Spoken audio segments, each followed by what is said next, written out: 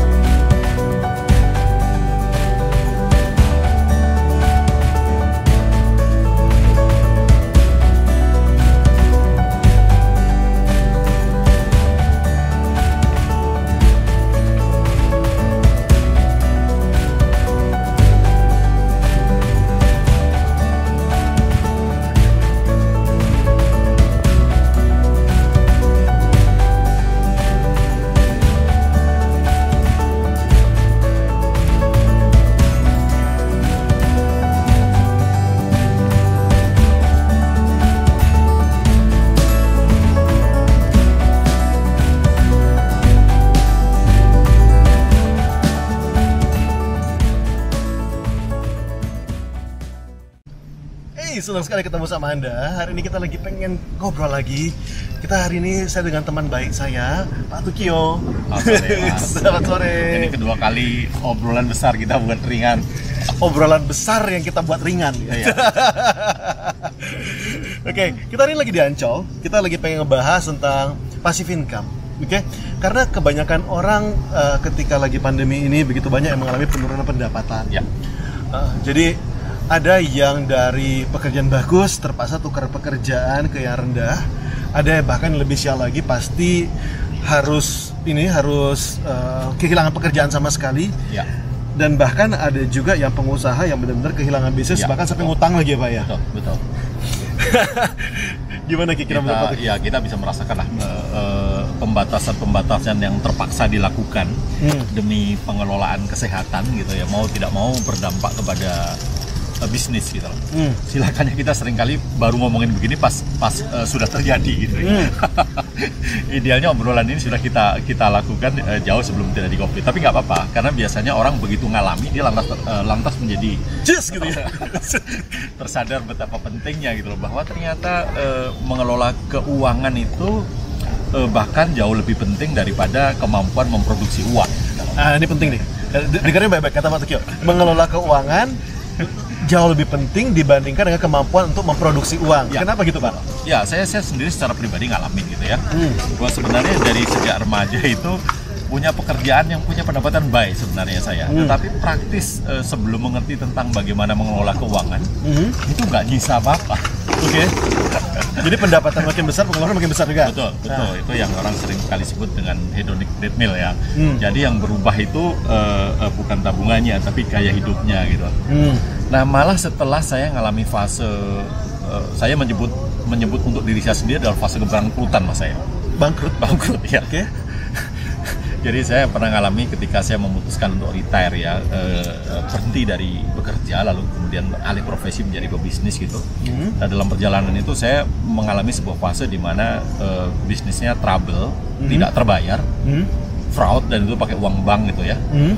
Ada negatif 1,3 M. Lumayan banget. Berasa itu jadi pegawai ngumpulinnya entah berapa lama tuh gitu ya. Tapi justru ketika era terpuruk itulah saya belajar tentang bagaimana mengelola keuangan gitu ya. Dan ternyata dalam waktu 6 tahun terakhir itu recovery dengan sangat cepat dan mengerti ternyata bahwa untuk makmur ya paling tidak kita mesti mengerti 4 hal. Oke, 4 hal ya. Nomor 1, kalau rumah ini pondasinya ya. Kita mesti sanggup menahan diri untuk mengeluarkan lebih kecil dibanding yang kita terima. Itu pondasinya. Tidak peduli berapapun income kita, tapi kalau pengeluaran kita setara atau malah lebih gitu ya, ya pasti kita miskin. Jadi nomor 1 tidak boleh pasak lebih besar pada ya, betul. Jadi kemampuan menahan diri ya, karena biasanya memang di dunia kerja juga saya melihat bahwa teman-teman kita pekerja pabrik gitu ya, itu setiap tahun itu naik. UMK, UMSK itu setiap tahun naik, kalau nggak naik itu demo, Mas. Yes, kalau nggak naik demo, betul. Sesulit apapun itu tetap harus naik gitu. Naik 5%, 8% gitu. Tapi ternyata itu tidak menaikkan jumlah tabungannya. Tidak menaikkan kualitas hidupnya, tidak menaikkan jumlah tabungannya. Yes. Ya mungkin kualitas hidupnya kalau dia ngerasa bahwa tadinya pakai sepeda lalu pakai motor lalu kemudian CC-nya naik, itu memang naik gitu ya. Tapi kalau tadi ngomongin kemampuan bertahan menghadapi situasi yang sulit begini gitu ya, itu nggak terjadi gitu ya. Jadi seandainya sekali lagi saya ulangi ya, berapapun income kita, tapi kalau kita tidak sanggup menahan diri untuk menyisakan, ya krisis ya pasti terguling. Satu. Ya. Kemudian nomor 2, sisanya tadi yang kita sisihkan tadi gitu. Dan ingat ya, menyisihkan itu jangan nunggu dibelanjakan dulu lalu sisanya, tapi memang harus memaksakan diri begitu terima income, tidak perlu dari manapun dapatnya, 10-15% mesti diusir pergi untuk cari teman. Mungkin kalau gitu lebih tepatnya bukan kita sisihkan, tapi kita sisihkan ya Pak ya. Betul. Jadi pendapatan harus lebih besar daripada pengeluaran. Jadi itu dipaksa ya. Iya, dipaksa. Kalau misalnya pendapatannya nggak bisa gede, setidaknya pengeluaran dikecilin dulu. Ya, betul banget. Okay? Dan nggak boleh yang namanya pengeluaran habis itu berapa yang sisa, tapi disisihkan lebih dulu. Betul. Dipaksa disisihkan dulu gitu. Nah, yang disisihkan tadi itu mesti dialokasikan jadi investasi. Investasi. Dan kemudian berikutnya adalah juga sebagian diantaranya lagi mesti dialokasikan menjadi aset. Nah, orang seringkali salah memaknai aset. Dikira kalau beli mobil itu aset. Dikira kalau beli rumah itu aset. Beli motor aset. Beli motor itu aset gitu. Padahal ternyata makna sebenarnya bukan begitu ternyata. Makna sebenarnya yang disebut aset adalah ketika kita habis atau mengeluarkan uang, maka itu menghasilkan uang balik untuk kita. Jadi namanya aset adalah sesuatu yang menghasilkan uang untuk kita. Betul. Ya. Jadi kalau kita habis keluarin, ya, tapi kemudian malah kita contoh beli mobil gitu ya. Bukan mobilnya, tapi adalah digunakan mobil ini untuk apa gitu ya. Kalau dia digunakan untuk ya gaya-gaya, liburan, nandingin tetangga gitu ya. Itu bukan aset gitu. Itu liability. Dia tiap hari ngambil uang dari kantong kita untuk beli bensinnya, beli parkirnya, beli tolnya, beli pajaknya, beli servisnya gitu. Itu bukan aset gitu. Dan dari tahun ke tahun itu nilainya kan terus menurun. Nah, akan berbeda jika kita beli mobilnya itu memang dialokasikan untuk Grab, untuk bekerja. Maka itu aset. Kalau misalnya mobil dipakai untuk bekerja, untuk menghasilkan uang lebih besar daripada yang dikeluarkan, maka itu adalah sebuah aset. Betul. Dan berarti ini kan bisa untuk apa aja tuh Pak? Bisa untuk HP juga bisa. Bisa. Jadi kalau misalnya nih beli HP gitu, boleh nggak misalnya beli iPhone gitu? Ya boleh, asal iPhone-nya bisa menghasilkan uang lebih banyak daripada harga handphone-nya sendiri gitu ya. Betul. Kalau misalnya mau beli skuter, boleh nggak beli skuter? Boleh, asal skuter bisa menghasilkan duit gitu ya. Betul. Entah disewakan, atau misalnya pakai jadi syuting, atau bisa jadi reseller gitu. Jadi apapun gitu ya Pak ya. Tapi jangan sampai membeli barang terus barang tuh hanya mengambil uang kita saja. Sebenarnya nanti pada tahap level kemakmuran kita sudah mencapai level tertentu, ya tentu hidup harus dinikmati. Yang tadi itu boleh gitu ya. Yang menjadi kesalahan adalah ketika itu tuh bahkan dibeli dengan ngutang, dicicil setiap bulannya pakai uang gaji gitu. Itu jadi masalah. Nah, tapi kalau misalnya dari investasi kita terkumpul lalu kemudian kita kepingin beli motor yang lebih baik, beli mobil yang lebih baik, ya itu fine, itu boleh. Jadi ini kan lucu nih kata Pak Tukyo ya, tadi Anda ingat nggak Pak Tukyo bilang beliau pernah utang sampai 1,6 M? 1,3 M dalam waktu 6 tahun baru lunas. 6 tahun baru lunas. Bayarnya pakai gaji karyawan. Separuh mati. Jadi tadi ini nasihat dari Pak Tukyo bagus banget. Pak Tukyo tuh cerita bahwa jangan sampai kita nyicil satu benda gitu ya. Misalnya nyicil untuk beli mobil, atau misalnya nyicil untuk beli motor, atau misalnya nyicil untuk beli TV, dan ternyata motor, mobil, TV ini tidak menghasilkan apa-apa sama sekali gitu. Boleh nggak sebenarnya nyicil mobil? Boleh, asal uangnya masuk lebih besar daripada cicilannya gitu tuh Pak. Jadi kalau misalnya cicilan mobil sebulan 1,3, tapi bisa dapat 2,5 gitu, atau bahkan 1,5 aja. Ya boleh Pak ya. Boleh. Karena dalam 5 tahun cicilannya lunas, mobilnya buat kita, itu masih boleh. Jadi ya tadi saya cerita bahwa itu fase benar-benar pengalaman pribadi saya gitu, bertahun-tahun ya. Kalau saya melek keuangan atau mengerti lah tentang cara kelola itu mungkin sudah di usia 45 tahun. Udah sangat telat sebenarnya gitu. Tetapi ternyata 5 tahun terakhir itu justru setelah mengerti terkumpul ternyata ada sisa lah dan ya tadi kan sampai ke 3. Yang keempat adalah saya terusin ya. Yang keempat adalah kita harus punya yang namanya multiple source income, multiple sources of income. Ya, betul. Sumber pendapatan ada banyak. Betul, gitu ya. betul. Nah itu bisa dilakukan dari ketika satunya beres, 2-nya beres, 3-nya beres, automatically yang keempat itu yang namanya pendapatan passive income tadi itu dimungkinkan. Gitu.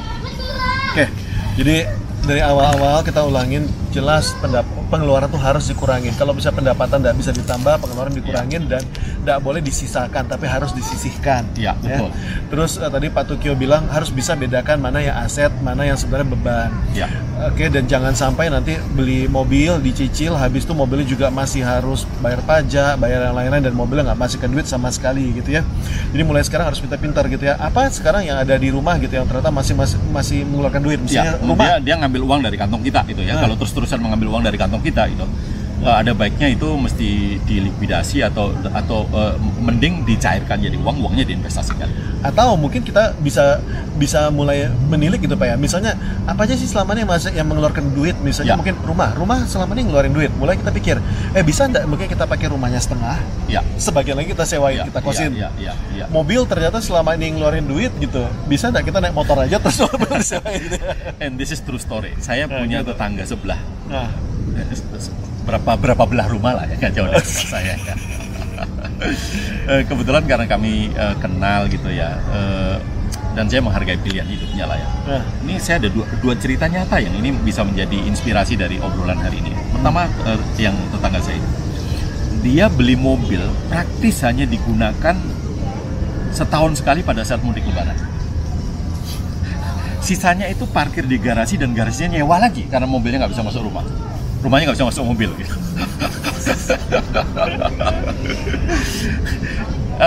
Ya itu benar-benar apa yang saya alami dengan melihat ya di kejadian ini nggak jauh dari rumah saya gitu. Dan sampai dengan hari ini saya dia sendiri kerja tiap hari itu memilih naik motor.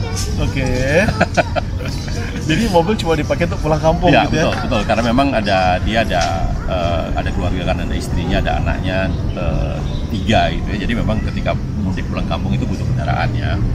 Sama mungkin juga saya juga ngalami fase-fase itu di mana kami para perantau itu biasanya memang ada butuh pride, butuh pengakuan lah gitu ya.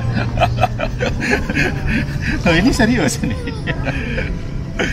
Betapa mahalnya harga sebuah ego. Butuh pengakuan gitu loh bahwa berhasil di perantauan gitu. Itu yang pertama. Kemudian yang kedua, ini saya alami, saya tidak mengenalnya, tapi kebetulan saya berinteraksi dengannya sehingga ini menjadi contoh. Jadi one day saya pulang dari Surabaya ke penerbangan Halim. Ya. Lalu karena saya buru-buru, saya pesen Grab motor. Ya. Grab bike ya, betul ya. Saya surprise ketika yang jemput saya ini dia pakai motor S-Max. Nggak salah harganya 50 jutaan, nggak salah. 30-50an ya? Kali yang 30-an itu N-Max, yang S-Max itu sampai 50-an. Oh, ya, ternyata dia lebih mahal lagi. Oke, terus iseng-iseng saya tanya, saya memang membiasakan diri suka ngobrol dengan orang-orang yang baru saya kenal gitu ya. Saya tanya, "Mas, motornya bagus banget Mas," gitu, baru lagi gitu. Dia jawab, "Iya Pak, kemarin dapat warisan dari Mama di Sumedang gitu.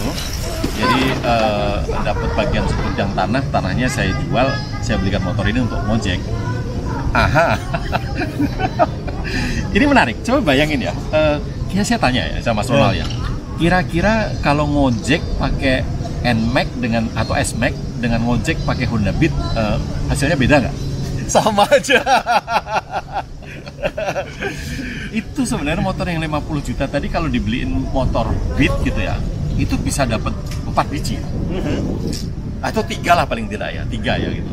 Atau kalau dia mau lebih bijaksana lagi sebenarnya, dia cukup kalau memang pengen ganti motor baru nih ya. Karena selain sama aja Mas, itu ada 2 ya. Pertama adalah secara ngangkut orang di ongkosnya sama. Kemudian yang kedua, secara operasional itu lebih Mahal. lebih boros, mahal lebih mahal, servis lebih mahal, pajak lebih mahal. Jadi dia dengan capital yang lebih besar, tapi dia dapat income yang Nyetirnya juga kaki lebih berat. ya, jadi harusnya ketika bagi yang sudah mengerti keuangan mungkin adalah dia beli satu motor Beat, itu pun boleh cicil gitu ya. Sisanya itu diusir untuk cari uang tambahan lagi, atau dia beli 4 motor, gojekin sama 4 orang. Nah, ini saya ada cerita nih tentang bagaimana modal 7 juta tapi bisa dapat 3 juta per bulan. Ini saya cerita Pak Tuki waktu itu tentang bagaimana saya beli motor tuh, bahkan bukan motor baru. Iya. Tapi saya beli motor tuh di pelelangan. Jadi Iya. beli motor Yamaha Mio M3 kalau nggak salah saya, harganya cuma sekitar 7-8 juta, kilometer juga paling baru 2000-an gitu ya. Dan ternyata bisa menghasilkan sekitar 3 juta per bulan, 4 juta sebulan bisa ternyata. Kenapa harus pakai S-Max? Anda cek videonya di link ya, link di atasnya. Iya. Dan saya boleh cerita juga Pak. Iya, mari. Ada satu orang karyawan saya gitu ya, yang saya nggak usah sebut namanya. Ini kita jadikan pelajaran gitu ya, bukan untuk mempermalukan gitu ya. Jadi karyawan saya ini dia suatu hari pengen ngutang sama saya gitu ya. Pengen ngutang sama saya, dia bilang, Pak, ini saya boleh nggak saya ngutang sama Bapak 2 hari, dia bilang gitu loh. Saya bilang, buat apa? Dia bilang, untuk ini Pak, untuk bayar DP motor Pak. Ini soalnya saya dari dulu pengen punya motor. Motornya motor NMAX kalau nggak salah saya. Dan ini sudah lama dia pengen punya gitu. Saya bilang mahal banget gitu loh. Anggaplah namanya Adit gitu ya. Mahal banget Dit. Udah usah deh, saya bilang. Mending kamu saya modalin, mau nggak? Saya modalin motor di pelelangan. Motor yang paling cuma 7 jutaan doang. Dia bilang, Pak, soalnya Pak, saya sudah kebayar 1 juta Pak untuk DP-nya Pak. Ini untuk ngurusnya. Selama ini saya susah banget Pak ngurus kredit, kali ini bisa. Saya bilang gini loh, kamu ikhlasin aja 1 juta tuh. Karena kalau kamu tetap ngotot dengan rencana kamu gitu ya, kamu jadi ngutang 20 juta lebih, 30 juta gitu loh. Sekarang saya kasih kamu alternatif, kamu tetap bisa punya motor gitu ya. Harga cuma 7 juta, tambah 1 juta, oke lah jadi 8 juta, tapi jauh lebih cepat lunasnya. Bisa kamu pakai kerja gitu loh. Dan akhirnya dia bilang, enggak Pak, saya ngotot pengen punya yang itu. Yowis, saya bilang oke, 2 hari ya dibayar ya. Ternyata 1 minggu saya tunggu nggak dibayar-bayar juga. Dan akhirnya 1 bulan saya tunggu nggak dibayar-bayar juga. Dan akhirnya baru lunas selama 3 bulan. Setelah 3 bulan dia potong gaji. Dan ternyata katanya itu dari jula-jula, dari arisan gitu ya. Ternyata teman-temannya nggak pada bayar arisan. Nah inilah yang kita seringkali salahnya itu adalah kita seringkali tidak tahan sama ini, kita seringkali kan tidak tahan Pak. Iya. Pengeluaran sudah pasti, pemasukan belum pasti. Iya. Dan banyak orang menyangka bahwa kalau sudah menjadi karyawan maka tuh pemasukan sudah pasti. Iya, Gimana menurut Bapak Pak? Nggak ada yang pasti di dunia ini. Kenapa Kita gitu? tahu pekerjaan bisa, orang bekerja itu kayak orang naik bus Mas. Nah, Semua akan turun dari bus itu. Either itu bisa turun di terminal akhir yang artinya dia udah pensiun, bisa turun di halte, pindah bus gitu, artinya pindah pekerjaan. Bisa mogok di tengah jalan, artinya perusahaannya tutup, dan itu nggak bisa menduga gitu. Nah maka tadi kalau kita sudah sampai babak keempat tadi, punya multiple source income itu, maka ketergantungan kita terhadap income yang pertama itu menjadi semakin kecil. Dan yang namanya passive income itu dia pertumbuhannya itu tidak linear 1, 2, 3, 4, 5, tapi bisa 1, 2, 4, 8, 16 gitu.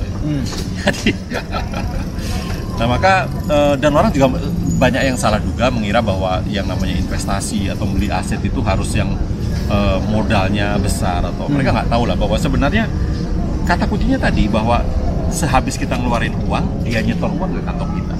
Banyak bisnis-bisnis kecil yang ya pilihannya banyak sekali lah, dengan modal berapapun gitu ya. Makan salah satu saya nyebut ya, misalnya saham gitu ya. Beli saham itu minimal 1 lot itu 100 lembar. Dan ada yang saham itu harga 1 lembarnya itu 50 perak. Berarti 1 lot itu cuma Rp5.000. 1 lot saham Rp5.000. Ya, betul. Tapi gimana gini, kebanyakan orang Pak, ini kalau boleh dibilang 70-80% orang kan kehilangan uang di saham. Gimana caranya supaya dia bisa dapat uang di saham? Ya, tadi kan kita sebut itu multiple ya, artinya harus banyak gitu ya. Kalau yang lebih banyak, kebanyakan hilang uang itu adalah orang yang memang meletakkan uang di saham untuk diputar ya. Tapi kalau sekali beli letakkan gitu ya, karena memang kita kan fokus kerja, jadi mungkin juga kita bukan trader lah ya, investor lah, kalau bodoh-bodohnya saja lah gitu, kalau mengerti lah ini ya, perusahaan-perusahaan yang kita lihat misalnya kayak BCA, BRI itu rasanya nggak mungkin lah itu turun atau rugi itu asal pegangnya panjang loh ya. Itu tadi cuma salah satu loh ya. Tapi dan itu tidak harus kita sendirian juga. Saya as personal juga praktek, misalnya patungan dengan temen bikin laundry, patungan dengan temen bikin JNE, patungan dengan temen kecil gitu. Tapi ternyata iya kecil-kecil menghasilkan juga. Patungan dengan teman bikin laundry, bikin JNE ya, seru ya. Beli Indomaret ternyata possible, beli Indomaret itu ternyata dimungkinkan ya, waralaba kecil gitu ya. Karena sekali lagi ketika kita masih bekerja, memang kita juga tidak boleh berkhianat kepada perusahaan yang membayar kita dengan mengambil waktunya gitu. Dan tentu dalam keadaan seperti itu memang kita mesti memilih instrumen-instrumen apa sajalah itulah yang kita nemu orang yang bisa dipercaya. Dan ini memang juga prinsip kehati-hatian juga mesti ada gitu ya. Mesti mengerti lah bagaimana kita memilih instrumen-instrumen yang sudah teruji, atau kita punya teman-teman yang memang sudah lebih dulu berhasil di sana gitu. Tidak aja sudah meletakkan juga gitu. Tapi kebanyakan dari yang saya temui adalah bukan mereka gagal berinvestasi, tapi yang saya temui adalah mereka tidak mengerti sama sekali investasi. Tidak mengerti sama sekali tentang investasi. Betul. Oke. Boleh dijelasin lebih lanjut, Pak? Ya, prinsipnya mereka merasa bahwa ketika sudah bekerja, mereka seperti merasa kepastian income. Kepastian income. Jadi merasa bahwa ya kan bulan depan ada gajian lagi, ya sudahlah ngapain juga lah kita ngotot. Oke, ini jadi pelajaran yang bagus ya, kata Pak Tukyo tadi bahwa itu tuh persis kayak naik bus, pada satu titik pasti semua orang harus turun dari bus tersebut. Bahkan pemilik busnya pun akan turun dari bus itu. Karena busnya bisa mogok. Ya, artinya memang ada masa di mana dia sudah tidak kuat lagi, dia harus alih generasi gitu ya. Maka dia terpaksa harus meninggalkan company itu, diteruskan oleh anak-anaknya, atau tidak jarang juga kita menemukan bahwa bisnis berakhir dengan ketika terjadi perubahan, dia tidak sanggup mengikuti perubahan itu. Dan bahkan sekarang ketika sudah menjadi seorang karyawan PNS pun bukan jadi jaminan ya Pak? Yes, betul sekali. Ini juga isu-isu kedengaran kan bahwa yang namanya uang pensiun itu nanti akan digantikan dengan sekali, pokoknya begitu selesai dapat pesangon jumlahnya X dan itu sudah. Dan uang Mas, ketika kita tidak mengerti cara mengelolanya, itu akan dengan sangat mudah sekali. Dia tahu lah bahwa ketika kita terima uang dalam jumlah besar, itu mendadak apa sebutnya ya, yang pas ya, setan-setan itu berdatangan ya. Hasrat pengen TV yang lebih gede, pengen ganti handphone yang lebih canggih, pengen ngecat rumah. Lalu teman-teman yang tadinya jauh tiba-tiba semua mendekat ngajak bisnis bareng gitu. Maka uang besar ketika tidak dibarengi dengan keterampilan mengelola sebenarnya akan hilang. Dan yes, saya setuju dengan Pak Tukyo bahwa uang besar nanti dengan cepat akan hilang, karena memang pada dasarnya setiap orang tuh kan punya termometer gitu ya. Dia itu tuh suka dan biasa punya standar uang berapa gitu ya. Misalnya ketika seseorang terbiasa punya uang di tabungan misalnya cadangannya 3 juta, ketika tiba-tiba dapat 100 juta, dia menyangka bahwa 100 juta tuh bisa dihamburkan ya gitu ya. Nanti ketika sudah balik lagi ke 3 juta, nah dia baru merasa oke, sudah cukup nih pengeluarannya. Terus yang 97 itu hilang kemana? Nggak tahu lah, entah hilang kemana aja gitu ya. Dan ini yang pelan-pelan harus dinaikin Pak ya. Termometernya harus naik gitu loh. Dari yang biasa 3 juta, terus jadi 4 juta, jadi 5 juta, jadi 10 juta. Jadi kalau misalnya sudah naik dari 3 juta menjadi 10 juta, begitu sudah turun, sudah harus ini lagi gitu Pak ya. Dan kalau bisa gitu, begitu dapat 100 juta, termometernya nyangkut di situ gitu ya. Jangan turun ke 3 juta lagi. Itu banyak cerita-cerita di bukan hanya di negara kita saja, di luar negeri juga banyak orang yang punya keberuntungan dapat lotre gitu ya.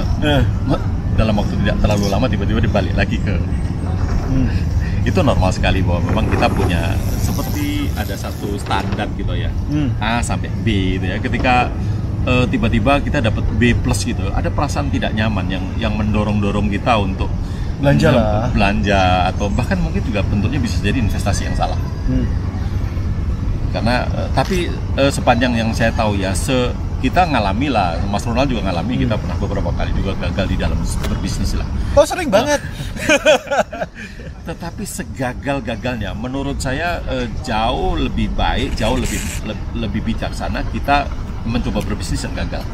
Karena ternyata itu melahirkan satu pemahaman bahwa pada babak berikutnya berbisnis itu lebih berhati-hati, lebih mengerti dan lain-lain. Saya perhatikan Pak, gini Pak, benar nggak Pak ya?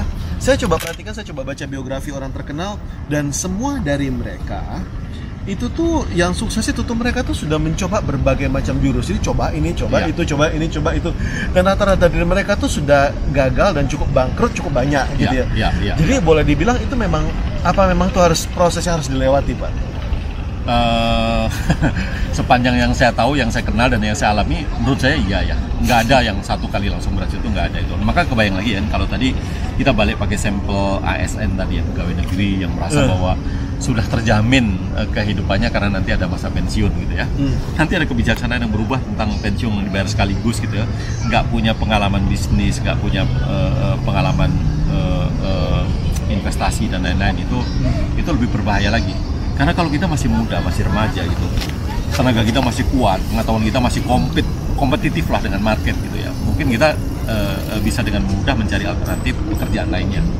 Tapi ketika orang sudah pensiun, mungkin tenaga juga mulai kurang, kemampuan berkompetisi dengan market mungkin juga sudah tidak kompet lagi gitu. Itu menjadi sangat berbahaya ketika orang gagal bisnis di masa tuanya. Itu menurut saya mengapa perlunya dari sedini mungkin gitu. Bahkan saya mencoba untuk membangun habit dan saya pengen pengetahuan itu tertular kepada audiens di luar sana gitu. Pak, banyak orang yang gini, kita kan bilang bahwa kalau bisa semua orang mulailah berbisnis dari muda ya. Karena pasti gagal, pasti bangkrut gitu ya. Tapi ada orang yang suka berdalih bahwa saya tuh bukan tipe pebisnis, saya itu tuh bukan ini gitu ya. Padahal ini mohon maaf gitu ya, kalau kita ngomong di Indonesia gitu, tolong koreksi kalau saya salah Pak. Bahkan Sang Rasul sendiri juga memberikan teladan, beliau seorang pebisnis ya Pak, pebisnis yang sangat hebat Pak, benar nggak? Betul. Jadi boleh nggak sih kita pakai dalih gitu bahwa bapakku tuh karyawan, keluarga itu keluarga karyawan semua gitu loh. Ya, memang orang rata-rata dari kebanyakan orang itu terbentuk melalui apa yang dia lihat, apa yang dia dengar, dan apa yang dia rasakan dalam kehidupan. Dia dididik dari kecilnya gitu. Namun saya rasa seiring dengan waktu, seiring dengan pilihan instrumen bisnis juga makin menawarkan alternatif yang mudah ya maksud saya. Bisnis tidak harus kita sendiri yang ngelola ya. Sekarang mulai banyaklah alternatif pilihan-pilihan yang kita tidak harus terlibat dan lain-lain gitu. Sehingga walaupun tidak punya pengalaman bisnis, walaupun dia tidak dididik di lingkungan bisnis gitu, tapi sepanjang orang mengerti caranya, belajar pengetahuannya, itu dimungkinkan untuk dia bisa. Meskipun dia bukan terakhir dari keluarga bisnis. Pak, boleh cerita nggak Pak? Ini kalau boleh belak-belakan gitu ya, Bapak sudah membangkrutkan bisnis apa aja Pak? Biar jadi inspirasi. Kalau kecil-kecil banyak ya, tapi kalau telak gitu ya, sampai jumlahnya M gitu ya, itu 2 kali. Oke. 2 kali. Share dong Pak, share dong. Di bidang apa aja gitu loh? Oke, jadi satu hari saya bikin souvenir gitu, alat-alat dari kulit dari apa gitu ya. Sebenarnya diawali dari berita baik. Saya terima order yang jumlahnya itu sangat besar gitu, yang kayak wow gitu ya. Tapi saya sadar sebenarnya bahwa kemampuan saya melayani tidaklah sebesar permintaan itu. Cuma pada waktu itu diajarin oleh orang-orang, katanya palu gada, palu minta gue mesti ada gitu ya. Saya mensubkan bisnis ini ke tempat yang lain untuk diproduksi oleh orang lain. Dan konyolnya saya juga gitulah, bodohnya saya pada masa itu gitu ya. Saking ini ditunggu dengan cepat, jadi saya tidak punya waktu untuk melakukan QC terhadap hasil produksinya orang lain ini. Sehingga langsung di-deliver ke usernya gitu. Dan apa yang terjadi ternyata setelah sampai di sana unspec, semua tidak memenuhi standar yang diinginkan gitu. Ini produksi kepada orang-orang, bahan bakunya sudah saya bayarin semua, itu barang tidak bisa dipakai. Saya juga tidak menyalahkan partner saya yang yang melakukan order itu karena memang speknya tidak memenuhi standar quality yang diminta gitu. Menurut saya ongkos belajar yang terlalu mahal gitu ya. Tetapi dari sana sekali lagi saya dapat pelajaran yang itu benar-benar uang yang betul-betul membuat saya dampak setelah itu luar biasa menguncang hidup saya gitu. Karena pada masa itu uang tahun 2012 Mas, uang sejumlah itu tuh Gede banget untuk ukuran saya sebagai seorang pekerja. Entah gaji berapa puluh tahun lah. Tapi sekali lagi alhamdulillah puji Tuhan bahwa setelah itu saya makin mengerti bagaimana recovery, karena setelah itu jadi memaksa saya untuk berkumpul dengan orang-orang yang mengalami nasib serupa gitu, dan bagaimana mereka bangkit kembali gitu. Rupanya ini nular juga spiritnya paling tidak gitu. Jadi kumpul dengan orang-orang yang mengalami hal yang sama, beberapa teman recovery dengan cepat, beberapa orang jatuh dan tidak bangun lagi itu juga ada gitu ya. Dan beruntung saya termasuk yang akhirnya belajar lebih dalam dan mengerti gitu bagaimana berikutnya lebih hati-hati, dan alhamdulillah semua selesai. Itu fase pertama. Fase keduanya dalam beberapa periode yang lalu itu ada bisnis yang dikelola sama orang lain, too good to be true lah. Pokoknya tiap minggu menghasilkan uang yang sangat oke banget gitu ya. Saking terlenanya kita sehingga bahkan yang awalnya sudah kita susun rapi, kita letakkan di beberapa keranjang gitu ya. Saking ada sesuatu yang menarik banget gitu ya. 3 bulan uangnya balik semuanya gitu. Semua yang di tempat lain tadi itu diambil dan diceburin semua ke situ. Dan apa yang terjadi?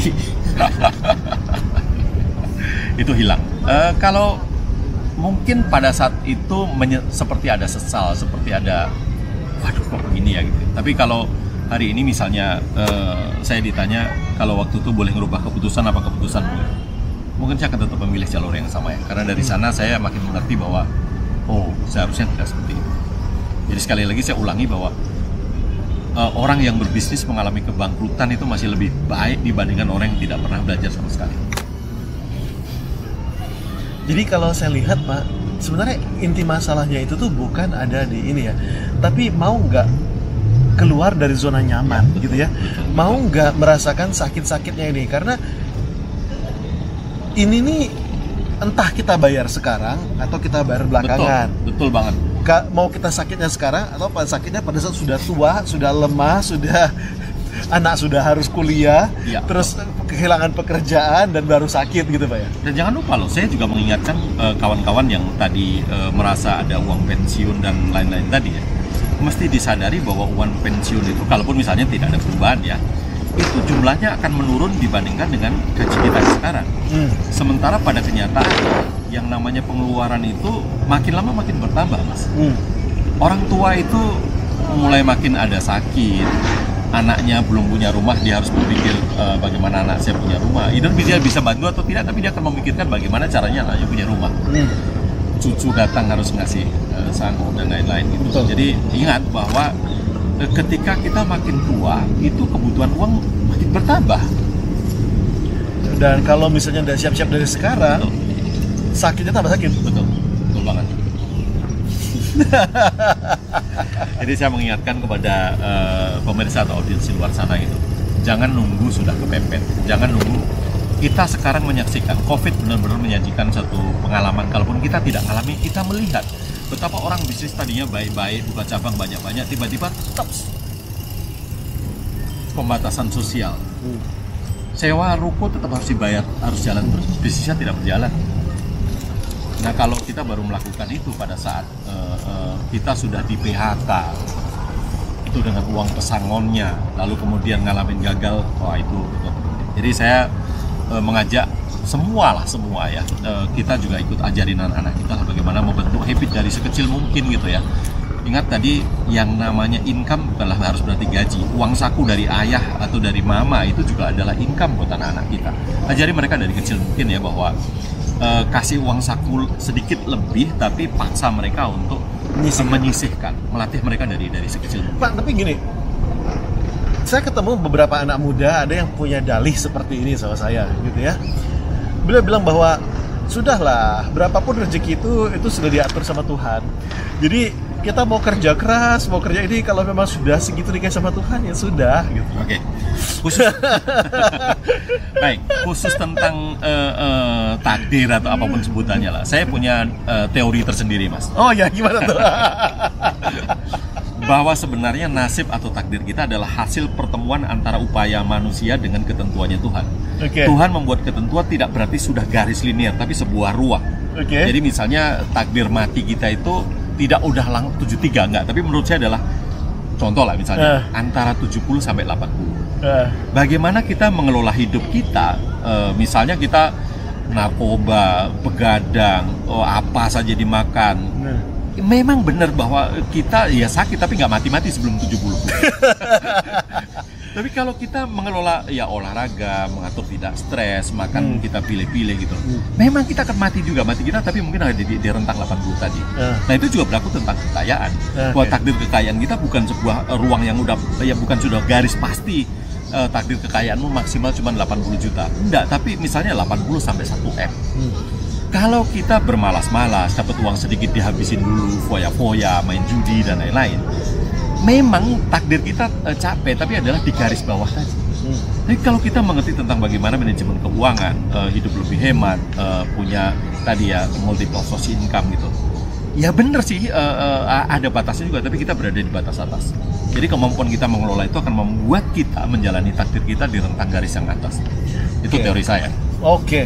Dan mungkin boleh nggak Pak, saya berpikir gini Pak, saya malah berpikir gini. Bagi saya yang namanya miskin itu adalah sebuah kekejaman, sebuah bentuk rasa keegoisan bahkan. Egois karena kita nggak mau berusaha, nggak mau belajar, nggak mau sakit, nggak mau bangkrut, nggak mau capek gitu ya, nggak mau nolongin orang lain. Karena kan pada dasarnya orang yang kaya itu adalah orang yang banyak membantu orang lain. Ya, betul. Semakin banyak orang yang kita bantu, berarti semakin besar harta kita. Ya, betul. Kalau misalnya sekarang ini mohon maaf, kondisi kita tuh miskin pret gitu ya, ini mohon maaf, kalau ada terhina mohon maaf gitu ya. Itu berarti kita memang boleh dibilang memang belum banyak atau bahkan sama sekali tidak bermanfaat untuk orang lain. Bisa jadi. Dan saya cenderung mempercayai pendapatnya para penasihat keuangan ya, bahwa kalau kita terlahir miskin itu bukan salah kita, karena memang kita tidak bisa memilih lahir dari keluarga kaya atau miskin gitu loh. Tapi kalau mati miskin menurut saya itu adalah salah kita. Karena kita diberi waktu, diberi ruang yang cukup sekian lama, dan kita diberi kebebasan untuk memilih sebenarnya. Tapi kita memilih untuk tadi santai, sudahlah, dan nasib kita. Jadi dimanapun ya, kalau saya lihat ya, di agama manapun itu sebenarnya dianjurkan kalau bisa lebih sejahtera lah, lebih bagus deh. Oh iya pasti, karena dengan kita lebih sejahtera, kita punya kesempatan untuk menolong orang lain lebih banyak. Setidaknya menolong orang terdekat kita, keluarga kita, ayah kita yang lagi sakit, mama kita yang lagi butuh sesuatu gitu loh. Dan ingat, ketika kita bisa melakukan yang baik untuk orang lain itu sebenarnya yang bahagia kita sendiri. Saya punya keyakinan bahwa tidak ada satupun kebaikan yang kita bisa berikan kepada orang lain, karena dia akan balik lagi kepada kita. Jadi pada hakikatnya ketika kita menolong orang lain, kita sedang menolong diri kita sendiri. Jadi ketika kita nolong orang lain, sebenarnya kita sedang membantu diri kita sendiri. Betul, gitu ya. Betul. Prinsipnya sangat bagus sekali. Oke, jadi ini benar juga. Ini karena saya seorang Katolik, maka di Alkitab juga dikasih tahu gitu, bahwa Pak Tukyo benar, ketika seseorang tuh sebenarnya masing-masing punya talenta gitu ya, bahasanya talenta, punya talents gitu ya. Dan kalau misalnya sudah dikasih 5 talenta, nggak boleh balikin sama Tuhan cuma 1 gitu. Kita sudah dikasih otak lebih pintar, dikasih tubuh lebih sehat, yang nggak boleh disia-siakan. Harus harus kita kembalikan sama Tuhan. Tuhan, ketika kita mati gitu ya, kita bisa bilang, Tuhan, aku sudah melakukan yang terbaik yang aku bisa Tuhan. Aku berusaha, aku memakai segala daya upayaku untuk menolong begitu banyak orang gitu ya. Ini kalau nggak salah saya di agama Islam juga ada dibilang bahwa sebaik-baiknya orang adalah yang paling bermanfaat buat orang paling bermanfaat untuk orang lain. Apapun sebutannya, di berbagai agama menyebutnya berbeda-beda, hukum karma, hukum tabur tuai, hukum timbal balik, atau apapun itulah. Tapi kita masih sebagai manusia percayalah bahwa pada dasarnya ketika kita melakukan sesuatu untuk orang lain, sesuatu terbaik atau buruk ya, kita akan menerima buahnya. Itu udah pasti. Oke, percakapan kali ini menarik ya. Semoga ini bisa menjadi satu buah inspirasi, bisa membantu mencerahkan juga buat Anda. Dan Pak Tukyo ada yang pengen disampaikan dulu? Iya, saya kita summary kali ya. Summary. Oke, kita ringkas kali ya, bahwa bolehlah keadaan kita hari ini kurang memuaskan bagi kita. Tapi mari kita ubah caranya. Hari ini mungkin kita punya income tentu saja gitu ya. Tapi dimulai hari ini juga. Mulai dari yang kecil dan dimulai dari diri kita sendiri. Jadi gajian besok. Dan tolong jangan hanya gajian saja. Dari manapun Anda terima uang ya gitu ya. Paksa sisihkan 10-15% untuk diinvestasi. Untuk mulai menanam bibit other income. Untuk memulai multiple source income tadi. Kalaupun itu misalnya gagal dan kurang berhasil, jangan khawatir. Itu adalah bagian dari proses. Sudah pasti ya. Jadi memang itu adalah uang sekolah ya Pak ya? Ya, betul. Banget. Oke, ada lagi? Itu pesan saya, semoga semua kita, semua orang lah, bukan hanya kita ya, hidup tambah umur, tambah makmur, tambah tua, tambah kaya dan bahagia. Nah, realitanya di luar sana banyak orang yang makin tua hidupnya makin tidak sejahtera. Yang seperti itu akan pasti ada, tapi pastikan bukan kita orangnya. Oke, Mas Ronald? Setuju. Nah, saya tambahin sedikit ya. Jadi Pak Tokyo tadi sudah bilang bahwa berapapun pendapatan paksa loh, kata-katanya bukan disisihkan, bukan tolong, bukan mohon, enggak, paksa. Ya, betul. Katanya paksa langsung disisihkan 10-15% untuk investasi. Nah, saya punya 2 pesan lagi untuk Anda. Yang pertama, bagaimana caranya supaya investasi lebih besar kemungkinan berhasilnya? Menurut saya, bayar berapapun. Jadi sekali lagi saya bilang ya, bayar berapapun untuk berada di dekat orang-orang yang sudah sukses, sehingga ketika kita berbisnis tuh kita bisa jauh lebih besar kemungkinan untuk sukses, gitu ya. Jadi saya sendiri juga berusaha memaksa diri saya. Dulu salah satu perkembangan tercepat saya adalah ketika saya memaksa diri saya untuk bisa dekat sama Pak Tung dari Semuaringin gitu ya. Iya, itu Mbah Guru ya. Mbah Guru. Setiap kali saya makan siang sama beliau gitu ya, saya bisa hemat 5 tahun. Saya duduk lagi gitu ya. Ini saya makan siang, ini bisa hemat 15 tahun. Maksudnya saya 15 tahun itu apa? Kalau misalnya saya nggak kenal ilmu nih, mungkin saya akan jatuh berdarah-darah selama 15 tahun baru sadar, oh kayak gitu toh gitu ya. Saya duduk sama beliau, saya hemat 5 tahun, hemat 15 tahun, dan percepatan itu luar biasa ya. Jadi bayar berapapun untuk bisa dekat dengan orang yang sudah jauh lebih sukses daripada kita ya.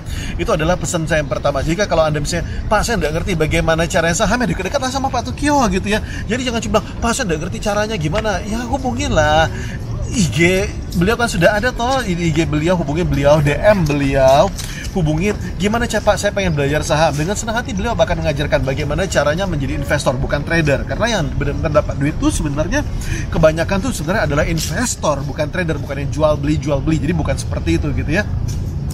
Dan kemudian itu nasihat saya yang pertama, bayar berapapun. Yang kedua yang nasihat saya adalah ini, saya sendiri juga Pak, mulai sekarang saya juga mulai membangun satu buah bisnis kecil-kecilan bersama dengan Bu Reni. Pak Tuknya juga menjalanin, itu kita mulai berbisnis hidroponik. Nah, jadi kita nanam sayur sendiri di rumah kita. Itu tuh modalnya murah. Modalnya apa sih? Pipa paralon. Jadi pipa paralon dibolong-bolongin gitu ya.